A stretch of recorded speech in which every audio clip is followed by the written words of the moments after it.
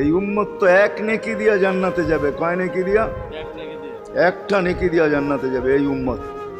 অন্য উম্মতের কথা জানি না আমি, এই উম্মত এক নেকি দিয়া জান্নাতে যাবে।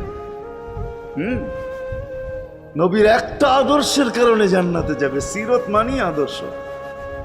আর এটা আমরা কদমে কদমে মুহতাজ।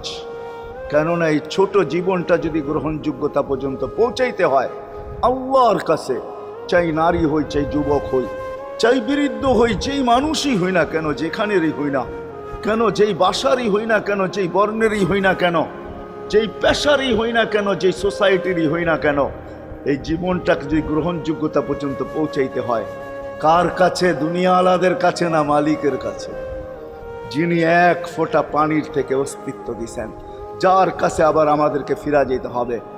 পালানের কোনো সুযোগ নাই। এই জন্যই কোরআন আমাদেরকে বোঝায় আইনাল মাফার। আল্লাহ বলতেছে কোথায় ভাগবে তুমি, বলো কোথায় ভাগবে? কবির কথাই সত্য, যদিও নাকি পালাও তুমি আকাশেতে লাগিয়ে সিঁড়ি, সিঁড়ি লাগাও যদি আকাশে চলে যাও, তো আল্লাহ বলে তোমার পাগার কোনো সুযোগ নাই।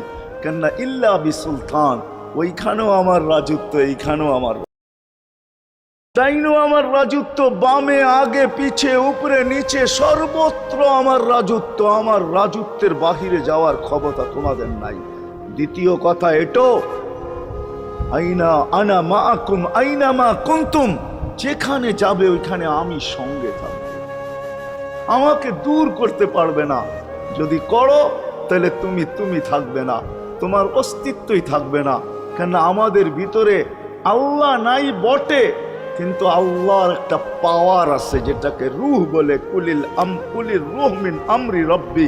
আল্লাহর একটা পাওয়ার, একটা সিফত, সবচেয়ে শক্তিশালী পাওয়ার যেটা, ওটা আমাদের ভিতরে আল্লাহ ঢুকায় রাখছেন, যেটাকে আমরা রূহ বলি।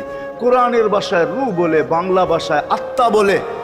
যেটাকে আমরা আত্মা বলি ওটা আল্লাহর হুকুম ছাড়া কিছু না।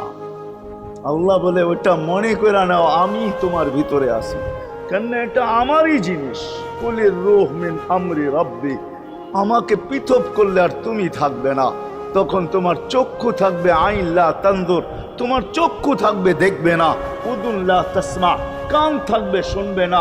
লিসান লা তান্ত্রিক, জবান থাকবে কিন্তু জিহ্বা থাকবে কিন্তু বলবে না। আকলুন লা তুমাইয়িজ, তোমার মগজ থাকবে ভালো মন্দ বুঝবে না। কলব লা তাতাফাক্কার, দিল থাকবে কিন্তু চিন্তা করার ক্ষমতা তোমার থাকবে না। ইয়াত লা তাফতিশ, হাত থাকবে ধরবে না। রিজল লা তামশি, পাও থাকবে চলবে না। তুমি হবে লাশ। লাশ। ওই আল্লাহ পর্যন্ত যদি গ্রহণযোগ্যতায় পৌঁছাইতে হয়, ওইখান থেকে বাহির হয়ে গেছি। ভালো তো বাসি, কিন্তু আগেরটুকু জানি না। ও মেরে দোস্ত, শুধু ভালোবাসলে চলবে না। আবু তালেবের চেয়ে বড় ভালোবাসা আপনার আমার ছিল না, ছিল না। সাহাবাদের মতো ভালোবাসা আপনার আর আমার নাই। আছে নাকি?